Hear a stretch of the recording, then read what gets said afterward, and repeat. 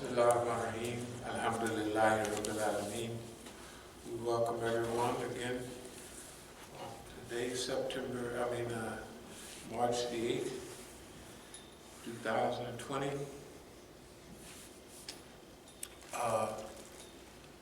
We have a little different approach today, somewhat different. First of all, we want to thank everyone for participating yesterday and in the future on the house next door, 4481. If you notice, when it heats up a little bit, that roof it levels off, and it just almost sits down. Now that's just today, but it's kind of warm. But just imagine, I saw it was going to be 70 degrees and 71 degrees in a day or so. So anytime it gets up to that temperature and it's sitting right in the sun, it just lays it down and smooth. So that means we got a good, since we did the work ourselves, that means it came out very good for what we was aiming at. Those roofs, they say the roofs on here, they last, some people give a 20-year guarantee, the less is a 15-year guarantee. And a roof like that, if it's 10 years, 15 or whatever, it's fine. Anything happens, we'll just patch it up. But that's not the subject today. The subject today is what we call absurdity defense. But before we get to that, we want to talk about some general experiences that we've had, because you see, the things that we have dealt with here and in Oakland are for public consumption and for the people in the future, right, to relate to our experience. Okay, we go through our own personal changes about how heavy to come on, how light to, but in reality, the reason that we did this, that we put up with all of this, from the very beginning, well, when we say the very beginning, you could take either, since we opened the Masjid in Oakland in 1980, you have to remember that we already had experience in movement by 1980. We had as much, technically, we had more than anybody else, because our experience not only dealt with the black experience, but it dealt with the management experience of East Oakland Enterprise, Black Economic Enterprise Zone. So on 3 levels, we needed to know, or we wanted to know what we're going to be faced with, what are we going to be dealing with. And from our own analysis, we didn't do too bad. We didn't do too bad at all. That we was able to pick up on the things we would need to know. Example, when we came here in 1989, we had visited here, gave a few speeches, and we looked at D.C. because we was going to expand. Technically, we had already expanded. We had already been up in Seattle. In fact, we sent the curly-headed crew up there. The sister and 2 brothers, all of them was what the original curly-headed crew, we sent them up, maybe 87 or something like that. They went up there before I came here, because I wanted to have a few days here getting a new picture of what I'm looking at. So what I did was I kept mentioning Washington.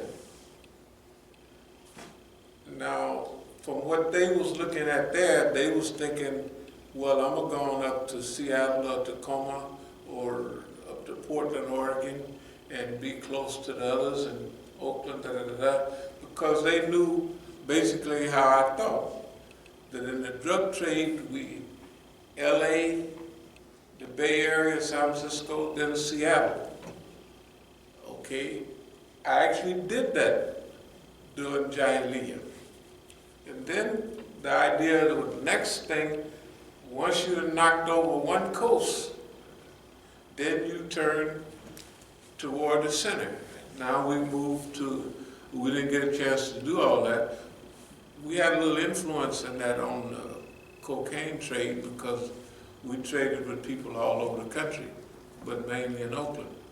All the big Negroes that they used to talk about, snaking all those Negroes up in New York, you know, they was big blow people. They would be considered bigger than us, but that wasn't true. We used to send supplies to them through white folks, yeah, from Colombia.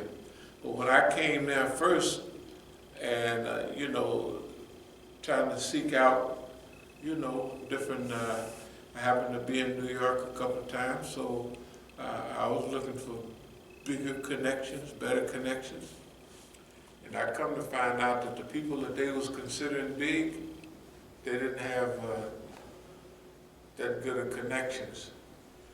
Because the product they was putting out, maybe they were just bad distributors, they wasn't putting out a good product. Anyway, now, when I came here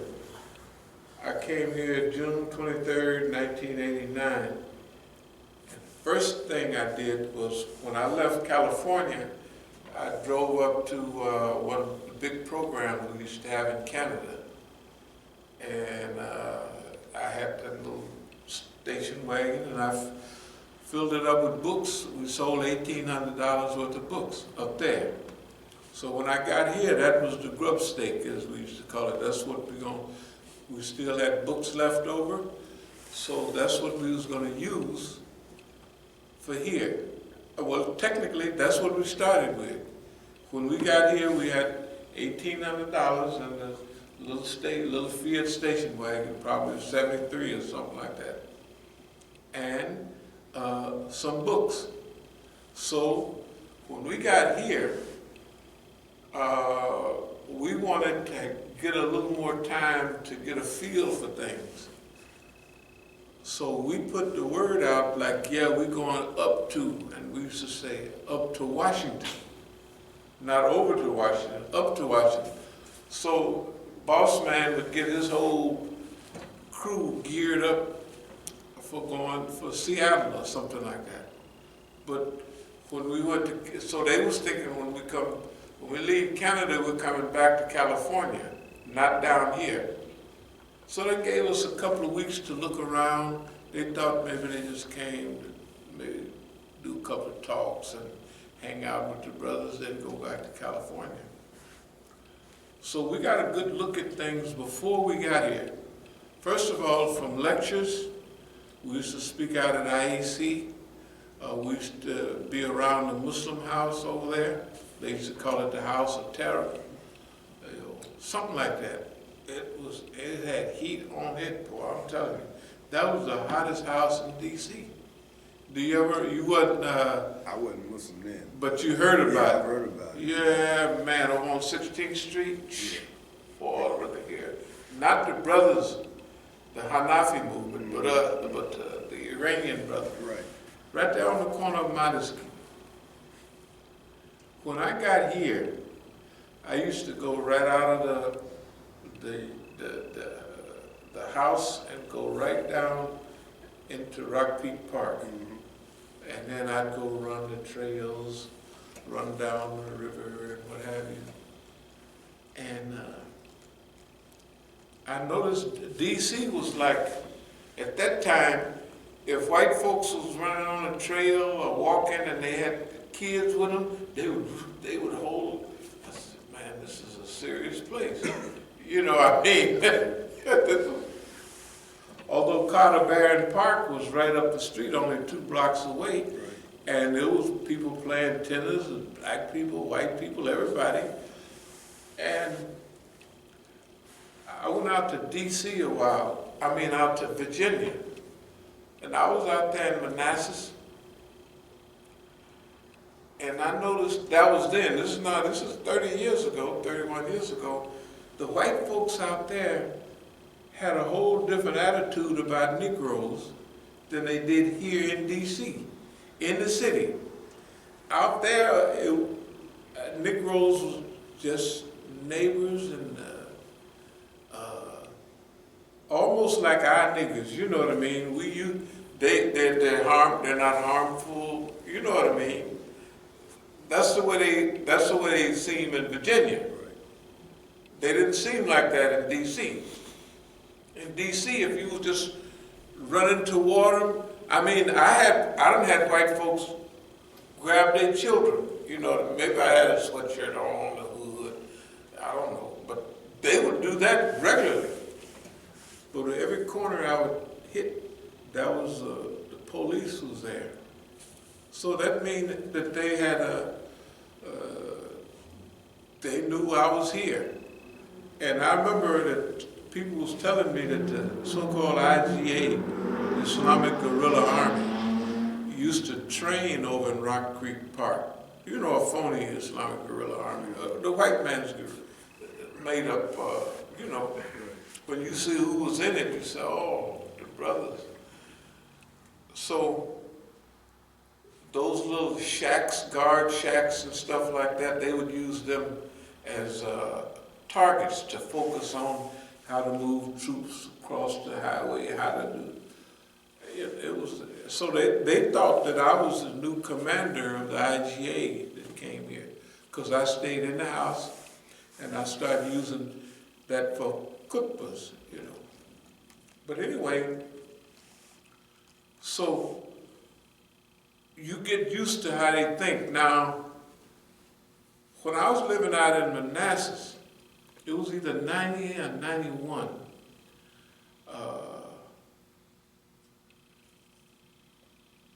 I went to an ISNA program. It was probably my second ISNA program from this coast, so it had to be. I didn't make it. What happened was, do you remember there was a crew around here used to show up all the time. They was originally all in Panama together. It was Sharif, Rafika, the doctor guy, all of them. That was supposedly the Askia and them. They had, and what's the name with the big Coke bottle glasses? Yeah, brother, we started, he was, okay, that was the crew. That was the original crew. Okay, so at that time I used to rent cars and take them wherever I was going. Because the cars I had wasn't, you know, that roadworthy, at least long distance. Plus I wanted to make sure I get there to sell the books. Because most of our money at that time came from the books. And we started ordering, building more books. And not to stray from the subject, but remember the idea. When I got here, I looked at the book dealers. And Halalko, I said, who's the biggest in this area? And everybody was going to Halalko. At that time, they were still loading up with books. Wasn't no internet, wasn't no just push a button and get Sharia, Quranic, all that, you couldn't do it. So books was big, because everybody was kind of newish, and even everybody was reading books. Yeah, your library determined a lot about where your head was. So anyway, I said Halalko's the biggest, so if we catch the biggest crew in town, we'll be rolling. Now, if you remember that little bookstore over there, remember the books was in there stacked up to the roof. It used to come out 1, 2, 3, 4. In one stack, you know, if you counted each book, it's $20 going all the way up to the roof. Then right next to it, technically it was $100,000 worth of books in that book room. Remember all the boxes? The place was packed with books and clothes. So technically, we caught Halalko. We caught him because, number one, it was the flow of books we had and the programs that we went to. See, he sold books. Now, he took books to all the book places, and he would have 15 tables. Because one time we took, when we had that big yellow truck, we was in so much communication, I took his supplies up to Chicago. Because I had that big truck. Remember, he used to have to ship all this stuff up. Right. Because they wasn't like me. I would pack mine and drive it up. So we was very close, I mean, on books. You know, we ordered the same books. In fact, if I wanted some books, I'd go just take the names out of his bookstore, you know, and this come from Delhi and India, and this come from Hindustan Publications. So I would just get the name and then send them a book list, you know, what I want. And so we really got important on books here. But the point I wanted to make was, one year, I was getting ready to go to, I got a feeling it was right in the Midwest. It had to be Indiana, somewhere like that. It was either in Indiana or it was, before we get to Indiana, Ohio. One of the, right off the highway, they got, you see the sign that says Convention Center. Is that Columbus or the next one? Yeah. So anyway, that's where it was. It was only $150 per table. I think the tables jumped up to be $1 billion. Now, imagine 500. Imagine now, Halalko had all of those tables. I know they should have gave him a discount, because one table. Now remember how when you come to my stall, we'd get one table, but we'd have one table there, one table across there, and one table. So we would have 4 tables for the price of one. Right. And just enough room to walk in there and look around. So that's pretty good, you know. So whatever price they charged us, it didn't make difference, because we was gonna get way, oh man, and we had connections on everything out there in what's the name of it? The city right out there. What, they used to have a big book place. One of the Negroes worked out there. And not that he was a drug addict or anything, but some history of it. In Herndon. Okay. You remember the big... I never went out there. Okay. Well, across the street, that's where Adams was across the street from that at that time. I got the name on the, you know how that stuff be working on your brain. Anyway, so they would have tons of books, man. The big expensive books, all those expensive books. And sometime I would go out there and get donation of books, but sometime I would just buy them from whoever was selling them. And you know how a Negro work in a warehouse. You know, it was legal as far as I was concerned. You may not believe it, but there was all of their books, their latest books, we had full access to. And the books was, I don't know if you remember that big Encyclopedia of Islam, the big green. The green book. Yeah, big, man. Right. they sold it halalco for either $100 or $80 at that time. I still got a box of them left. Hey man, when I went to Chicago in '97, the same year Princess Diana died or got killed, that same week, I was selling at that program and the one before, I was selling that Arabic for English speaking, and they were selling it for $12 or $14. I had that boy on the table, and you know where you have a sale. So Bible, Quran, and Science. Right. We'd have it on sale for $8. They'd be selling it for $12. Said Kutub, you know what I mean? We'd have it on sale. They would be selling. So we would take a few of their good books that they were selling at exorbitant prices, and it was fair. Because remember, when you walk in there, halalco, location. Right in the middle. Halalco is right there, and then Isna. Right. They would have they know where they're going to have all the people going and coming. Right. So they'd have a table ring. Right. They'd have the whole place rigged. So that year, no. If they're going to have all these tables, I would try to get a table right across from them.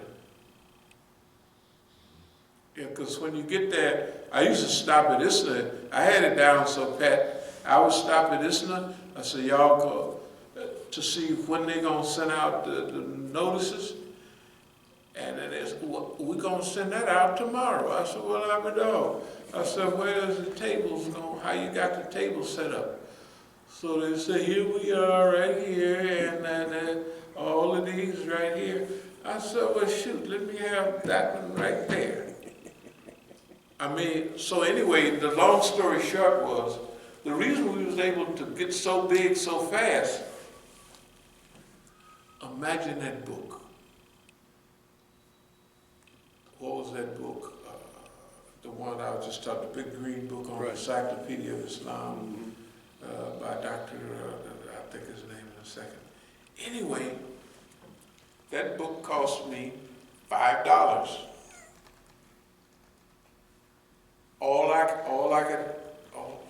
So I would have it on sale at Islam for $50 or $40. What the heck did I care?